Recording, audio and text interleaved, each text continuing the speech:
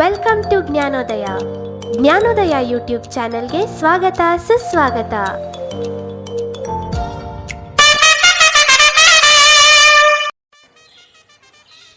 ನಮಸ್ಕಾರ. ಜ್ಞಾನೋದಯ ಯೂಟ್ಯೂಬ್ ವಾಹಿನಿಯ ಎಲ್ಲ ವೀಕ್ಷಕರಿಗೂ ತಮ್ಮೆಲ್ಲರಿಗೂ ಜಸ್ಟ್ ಪ್ರೈಟ್ ಗಣೇಶ್ಗೆ ಮತ್ತೊಮ್ಮೆ ಸ್ವಾಗತ. ನಿನ್ನೆ ನಡೆದಂತಹ ಮ್ಯಾಚ್ ರಿಸಲ್ಟ್ಸ್ನ ನೋಡಿ ಇವತ್ತಿನ ಮ್ಯಾಚ್ಗೆ ಬರೋಣ. ನಿನ್ನೆ ನಡೆದಂತಹ ಮೊದಲನೇ match Calcutta night Riders versus Lucknow super Giants.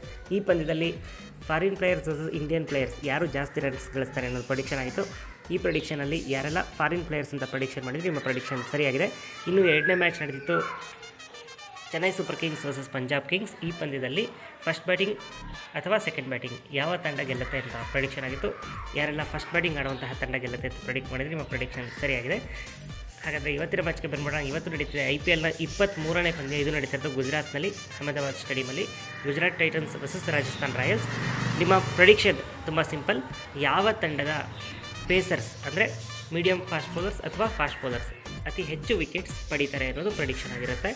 ನಿಮ್ಮ option A Gujarat Titans, option B Rajasthan Royals, option C ಎರಡೂ ತಂಡದ